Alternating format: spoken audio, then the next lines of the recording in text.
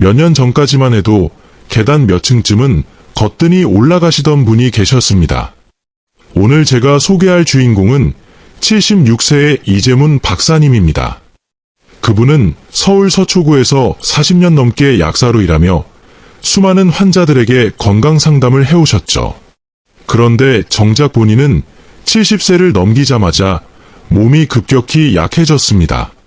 아침에 일어나면 손에 힘이 없고 2층만 올라가도 가슴이 쿵쾅거리고 어지러움이 왔습니다. 계단을 내려갈 땐 무릎이 떨려서 벽을 붙잡아야 했고 작은 상처조차 한 달이 넘도록 아물지 않았습니다. 나도 이렇게 늙어가는구나 하고 체념하던 어느 날 친구가 전화를 걸어 이렇게 말했습니다. 이 박사, 혹시 단백질이 부족해서 그런 거 아닐까? 그 순간 이 박사님의 뇌리에 스쳤습니다. 평생 환자에게 영양제를 권하면서 정작 본인은 단백질을 심각하게 소홀히 하고 있었다는 거려. 그때부터 매일 아침 6시에 일어나 단백질에 대한 논문을 찾아 읽기 시작했습니다. 놀라운 사실이 있었습니다. 한국인의 평균 수명이 83세를 넘었지만 건강 수명은 고작 73세뿐이라는 연구였습니다. 마지막 10년을 병원 침대에서 보내는 사람이 점점 늘고 있다는 현실이었습니다.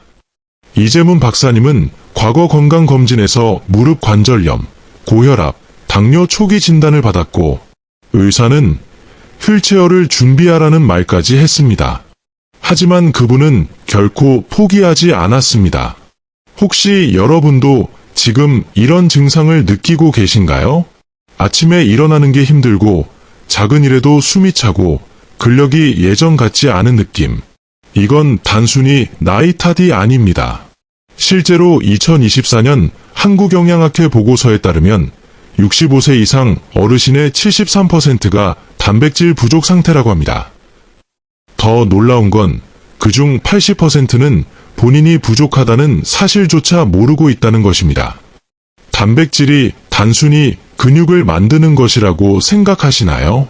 그건 큰 오해입니다. 단백질은 우리 몸의 모든 세포, 뇌세포, 면역세포, 혈관벽의 재료입니다. 단백질이 부족하면 어떻게 될까요? 계단을 오르기 힘들어지고 감기에 잘 걸리고 작은 상처도 잘 아물지 않습니다.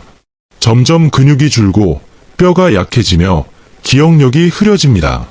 이 모든 것이 단백질과 연결되어 있다는 사실을 아시나요? 이재문 박사님은 이 사실을 깨닫고 식습관을 완전히 바꿨습니다. 매 끼니마다 단백질을 충분히 섭취하고 매일 가벼운 걷기 운동을 시작했습니다. 처음엔 계란 한 개도 억지로 드셨지만 3개월 만에 놀라운 변화를 경험했습니다. 혈압약이 절반으로 줄었고 당뇨 수치도 정상으로 돌아왔습니다. 그리고 지금은 매일 아침 피트니스 센터에서 20대 청년들과 함께 덤벨을 드십니다. 여러분, 단백질은 단순히 근육의 문제가 아닙니다. 뇌 기능, 면역력, 혈관 건강까지 모두 좌우하는 생명의 재료입니다. 제가 노인의학을 30년간 연구하며 깨달은 가장 중요한 사실은 이것입니다. 50세 이후에는 체중 1kg당 매일 1.2g의 단백질을 섭취해야 합니다. 60kg이라면 하루 72g, 70kg이라면 84g이 필요합니다. 계란으로는 하루 12개, 닭가슴살로는 300g 이상이죠. 대부분의 어르신들은 이 양의 절반도 드시지 않습니다. 아마 지금 이 영상을 끄려 하시는 분도 계실 겁니다. 그렇게까지 먹어야 하나 하고요. 하지만 제가 드리는 이야기를 끝까지 들어보지 않으면 여러분은 평생 건강을 되찾을 수 있는 마지막 기회를 놓치게 될지도 모릅니다. 지금부터 제가 알려드릴 5가지 핵심 전략은 근감소증을 막고 면역력을 10배 높이며 뇌를 젊게 유지하고 골다공증을 예방하며 피부 노화까지 늦출 수 있는 방법입니다. 이건 결코 과장이 아닙니다. 30년간 쌓아온 임상 데이터와 최신 연구 결과로 증명해 드리겠습니다. 지금부터 함께 시작해 볼까요? 먼저 구독 버튼과 좋아요를 누르고 건강한 노년을 위한 여정을 함께 해주시기 바랍니다. 이재문 박사님이 식단과 생활 습관을 바꾸기로 결심하신 후 가장 먼저 부딪힌 문제는 바로 얼마나, 어떻게 먹어야 하느냐였습니다. 그는 단백질을 무턱대고 많이 먹으면 되는 줄 알았습니다. 하지만 곧 깨달았죠. 단백질을 아무렇게나 섭취하는 것만으로는 근육과 면역력을 되찾을 수 없다는 것을요. 젊을 때는 닭가슴살 조금만 먹어도 근육이 붙었는데 이제는 똑같이 먹어도 아무 변화가 없지. 그는 여러 연구 논문과 전문가의 강의를 찾아보기 시작했습니다. 거기서 처음 접한 단어가 있었습니다. 바로 동화저항성입니다. 나이가 들면 근육이 단백질을 흡수하는 능력이 급격히 떨어집니다. 같은 양을 먹어도 효과가 현저히 줄어드는 것이죠. 그렇다면 어떻게 해야 할까요? 그는 새로운 방법을 시도하기로 했습니다. 단백질 펄스 섭취법, 한 번에 많이 먹는 것이 아니라 몇 끼니마다 25에서 30g씩 꾸준히 나누어 먹는 것입니다. 박사님은 매일 아침 식탁에 삶은 달걀과 요구르트를 올렸고 점심엔 연어 샐러드를, 저녁엔 닭가슴살과 된장을 곁들였습니다. 왜 이렇게 나누어 먹어야 할까요?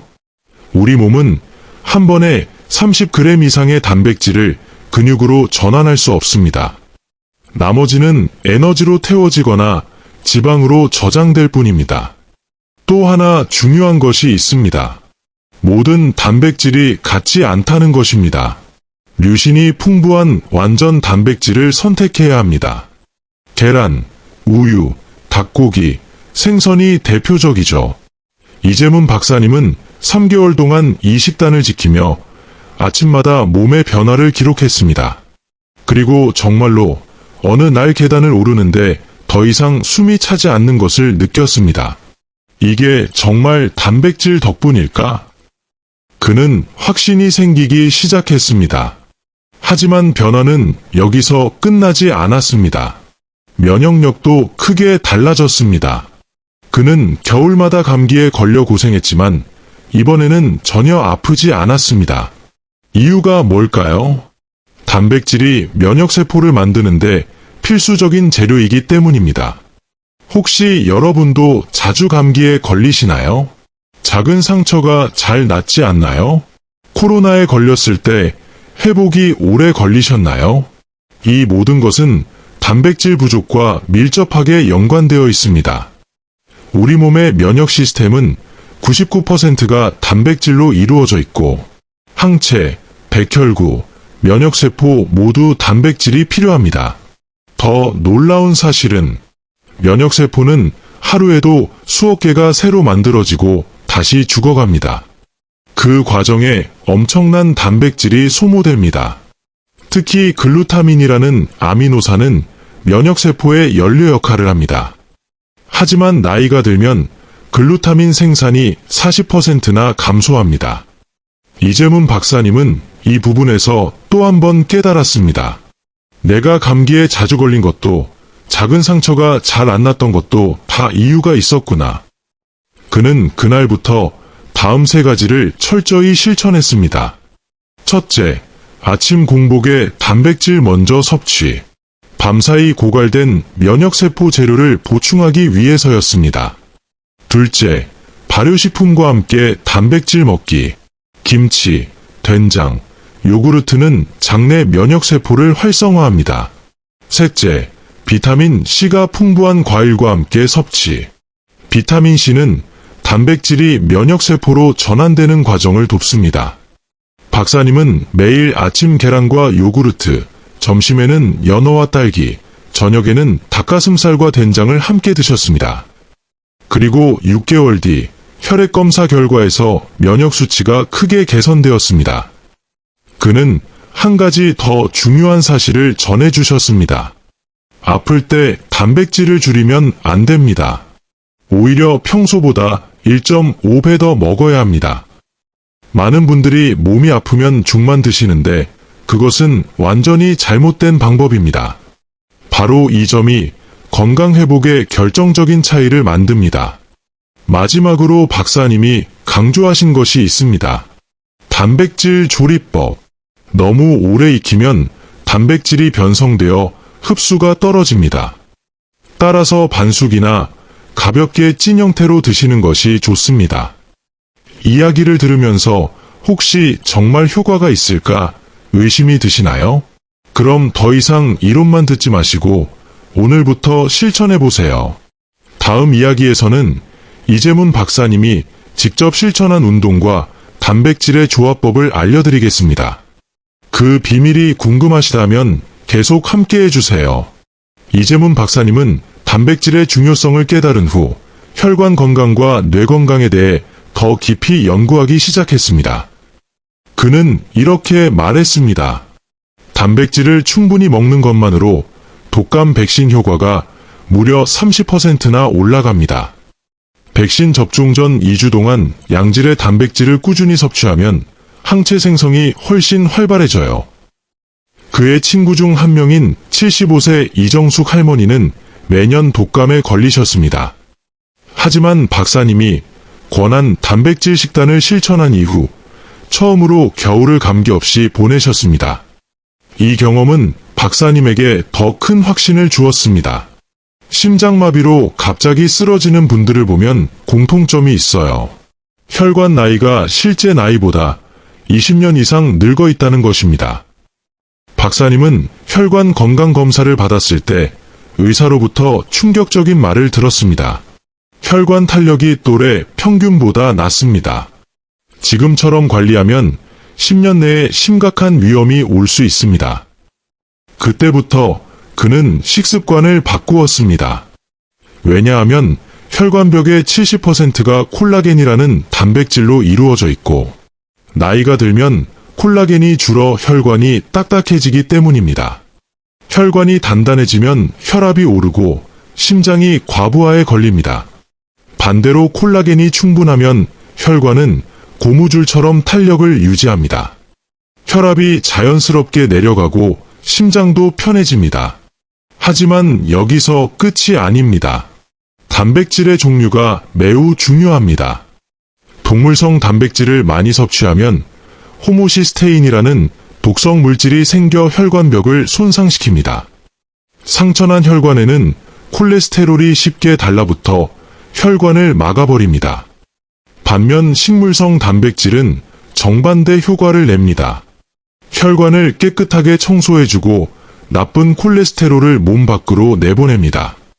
박사님은 콩 단백질의 이소플라본에 주목하셨습니다. 이소플라본은 혈관 청소부 역할을 하며 염증을 줄여줍니다. 2024년 하버드대 연구에 따르면 동물성 단백질을 식물성으로 바꾸면 심장병 위험이 42%나 줄어든다고 합니다. 하지만 모든 동물성 단백질이 나쁜 건 아닙니다. 생선은 예외입니다. 생선의 오메가3 지방산이 혈관 염증을 억제해 혈전 생성 자체를 막아줍니다. 박사님은 별표 식물성 단백질 60%, 생선 30%, 기타 동물성 단백질 10% 별표의 황금 비율을 제안하셨습니다. 그는 이렇게 말했습니다. 3개월만 이 비율로 식사해보세요. 혈압이 자연스럽게 내려가고 혈액 검사 수치가 달라질 겁니다. 혹시 또 같은 이야기냐 하고 지루해지셨나요? 하지만 이게 바로 생명을 살리는 핵심이기에 반복해서 강조드리는 겁니다. 그리고 더 특별한 방법이 있습니다. 아르기닌이라는 아미노산을 섭취하는 것입니다. 아르기닌은 혈관을 확장시키는 산화질소를 만들어 혈류를 개선합니다. 박사님은 매일 저녁 견과류 한 줌을 드셨습니다. 호두, 아몬드, 참깨에 아르기닌이 풍부합니다. 잠들기 2시간 전에 먹으면 밤새 혈관이 회복됩니다. 아침에는 생선과 콩 단백질을 드세요. 하루 종일 항산화 작용이 활성화됩니다. 혈관 건강의 가장 큰 적은 고혈압입니다. 혈압이 140 이상이면 혈관벽이 매일 상처를 입습니다. 박사님은 칼륨이 풍부한 식물성 단백질, 특히 콩류를 식단의 중심에 두었습니다. 콩에는 바나나의 3배나 많은 칼륨이 들어있어 나트륨을 배출해 혈압을 낮춰줍니다. 그는 친구들에게 이렇게 말했습니다. 치매에 걸리는 사람과 안 걸리는 사람의 차이는 뇌에 쌓인 독성 단백질의 양입니다. 아밀로이드 베타와 타우 단백질이 쌓이면 신경세포가 죽어 알츠하이머 치매로 이어집니다. 하지만 역설적인 사실이 있습니다. 이 독성 단백질을 제거하는 것도 단백질이라는 사실입니다. 뇌 건강에 가장 중요한 아미노산은 트립토판입니다. 트립토판은 행복 호르몬 세로토닌을 만들어 우울증과 치매를 예방합니다. 계란 노른자에 가장 많이 들어있어 하루 2알만 먹어도 충분합니다. 박사님은 매일 아침 계란과 유제품을 드시며 뇌 건강을 지키고 계십니다. 그리고 마지막으로 한 가지 놀라운 이야기를 들려주셨습니다. 우리 뇌의 혈관 장벽도 단백질로 만들어져 있습니다. 그래서 단백질이 부족하면 뇌혈관이 약해지고 독성 물질이 쉽게 들어옵니다. 혹시 이 얘기를 처음 들으시나요? 아직 끝이 아닙니다. 다음 이야기에서는 단백질과 수면, 그리고 스트레스가 어떻게 연결되는지 알려드리겠습니다. 계속 함께 해주세요. 이 지식이 여러분의 삶을 바꿀지 모릅니다. 이재문 박사님은 이제 뇌혈관 장벽의 중요성을 강조하며 강의를 이어가셨습니다. 이 장벽이 약해지면 독성 물질이 뇌로 스며들어 기억력 저하와 치매를 부릅니다. 반대로 장벽이 단단하면 뇌를 철통같이 보호할 수 있습니다. 그는 특히 알부민이라는 단백질에 주목했습니다. 알부민이 부족하면 뇌혈관 장벽이 무방비 상태가 되고 독성 물질이 쉽게 침투합니다.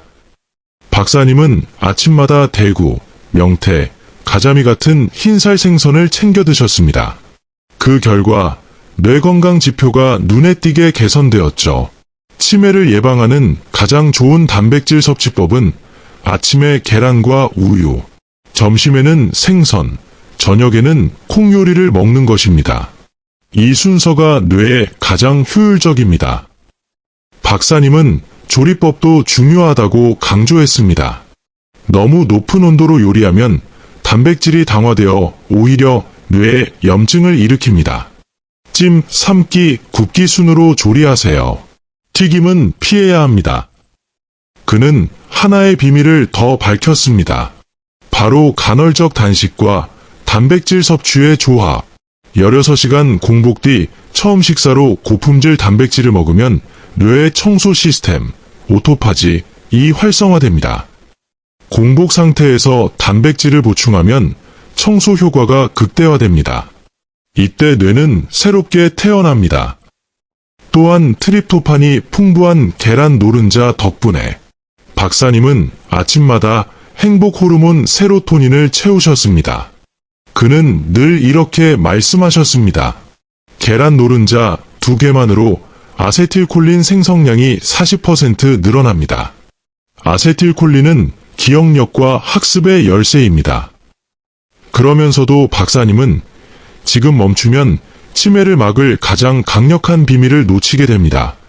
라고 청중의 귀를 사로잡았습니다. 그 비밀은 신경 영양인자 BDNF를 늘리는 방법이었습니다. 운동 후 30분 이내에 단백질을 섭취하세요.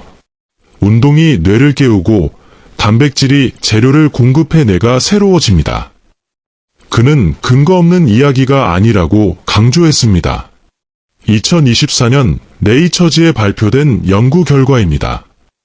그는 골다공증과 뼈 건강의 비밀도 덧붙였습니다.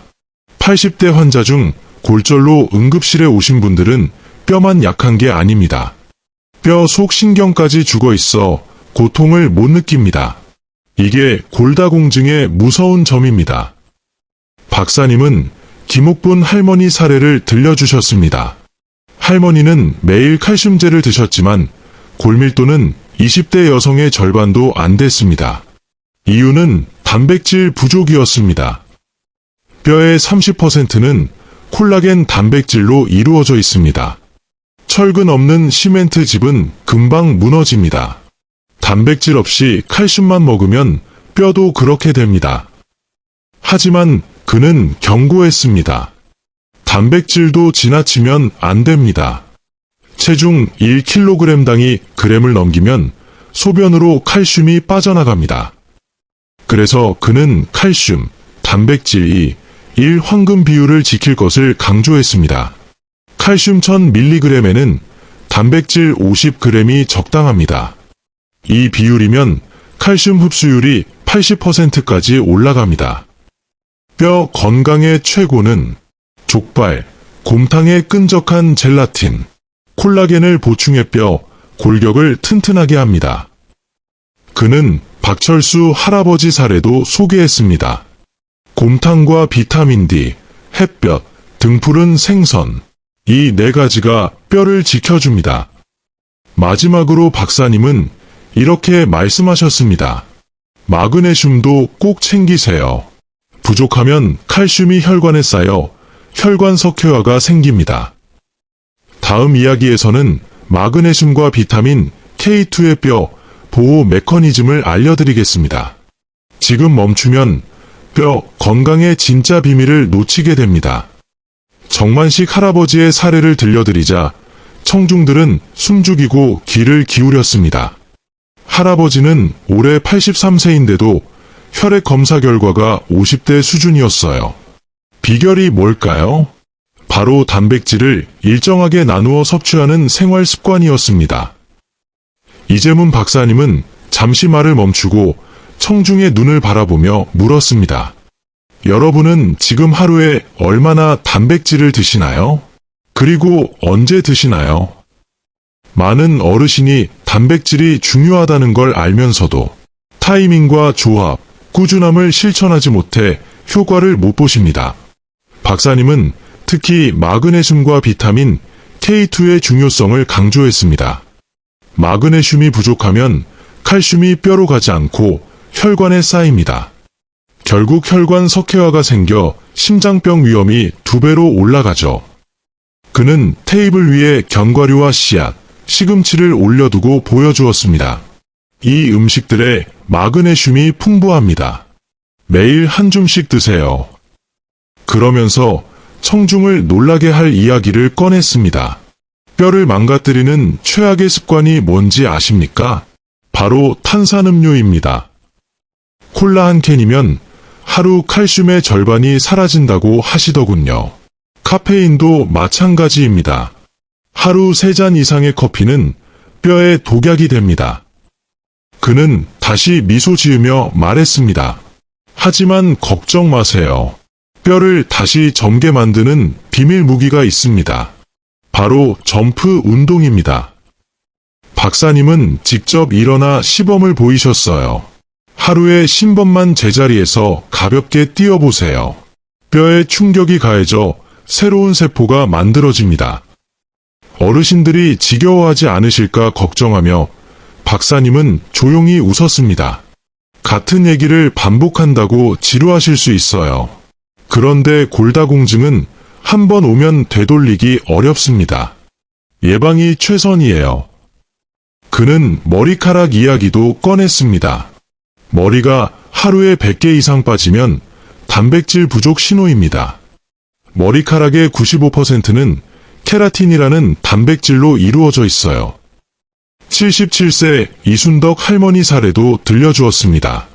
작년만 해도 산포할 때마다 배수구가 막힐 정도로 빠지셨는데 지금은 머리가 윤기 나고 새치도 줄었어요. 비결은 계란 2개와 견과류였습니다. 계란의 비오틴이 모발을, 오메가3가 두피를 살립니다. 박사님은 피부 이야기로 넘어갔습니다. 주름의 주범은 콜라겐 부족이에요. 그런데 콜라겐을 먹는다고 다 피부로 가지는 않습니다. 여기서 중요한 팁이 나왔습니다. 콜라겐을 섭취하실 때 비타민 C와 아연이 함께 있어야 아미노산이 콜라겐으로 합성됩니다. 키위, 딸기, 브로콜리와 같이 드세요. 콜라겐 합성이 3배 빨라집니다. 또 다른 비밀 성분이 하나 있었습니다. 글리신이라는 아미노산이에요. 콜라겐의 핵심입니다. 돼지 껍질, 닭 껍질, 생선 껍질에 많이 들어있죠. 이제 버리지 마세요. 보물입니다. 박사님은 피부가 매끈한 75세 김영철 할아버지를 소개했습니다. 매일 아침 닭고기 육수를 드세요. 그 국물에 녹아있는 콜라겐과 글리신이 피부를 20년 젊게 만듭니다. 모발 피부 건강을 위한 단백질 조합을 다시 강조하셨습니다. 아침 계란 플러스 아보카도, 모발 굵어짐. 점심 연어 플러스 시금치, 두피 혈액순환. 저녁 닭고기 플러스 파프리카, 콜라겐 합성. 이 조합으로 3개월만 드셔보세요. 거울 보는 게 즐거워질 겁니다. 그는 마지막으로 중요한 경고를 덧붙였습니다. 아무리 잘 먹어도 수면이 엉망이면 소용없습니다. 밤 10시, 새벽 2시 사이에 성장 호르몬이 나오는데 이때 케라틴과 콜라겐이 만들어져요. 박사님은 눈빛을 반짝이며 말했습니다. 이건 결코 제품을 팔려는 얘기가 아닙니다. 30년간 수천 명을 보면서 확인한 사실이에요. 그는 다시 정만식 할아버지를 언급하며 조금씩 자주 먹는 습관이 진정한 건강 비결입니다. 라고 강조했습니다. 저는 아직도 83세의 김우철 어르신의 건강검진 결과를 처음 봤을 때 순간을 잊지 못합니다. 그분의 근육량은 50대 청년과 다름없었고 골밀도와 근육량 모두 이상적이었습니다. 혈압, 혈당, 콜레스테롤까지 모든 수치가 완벽했죠. 제가 비결이 무엇이냐고 여쭈었더니 그분은 부드럽게 웃으시며 말씀하셨습니다. 이 박사님, 저는 단순히 단백질을 많이 먹는 게 아닙니다. 제때 먹는 게 중요합니다. 김 어르신은 지난 15년 동안 별표, 단백질 황금 타이밍 별표를 지켜오셨다고 합니다. 운동 1시간 전에 바나나 1개와 호두 1줌을 드시고 운동 직후에는 따뜻한 두유나 삶은 달걀 2개를 드셨습니다. 이렇게 해야 근육 손실 없이 근력만 증가한다고 하셨습니다. 김 어르신의 건강을 보며 저는 마포구에 사는 78세 한수연 할머니가 떠올랐습니다. 할머니께서는 매일 아침 단백질 점수를 계산하신다고 합니다. 달걀 10점, 연어 9점, 닭 가슴살 8점, 두부 7점, 하루에 30점 이상 채우는 것을 목표로 하시며 작은 놀이처럼 즐겁게 실천하신 덕분에 골밀도와 근육량을 아주 건강하게 유지하고 계십니다. 혹시 이런 방법이 사소하다고 생각하신다면 믿으세요. 이 작은 습관이야말로 건강 수명을 결정합니다.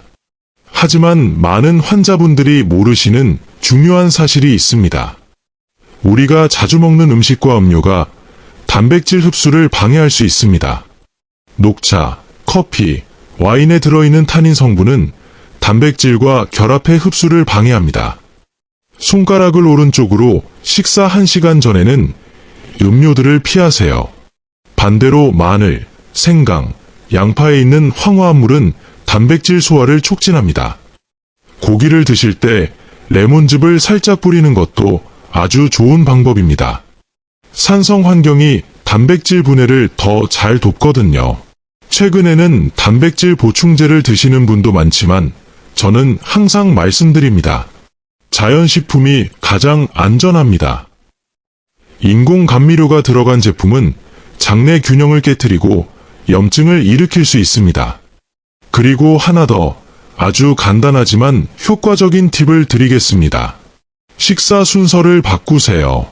밥보다 단백질 반찬을 먼저 드세요. 왜일까요?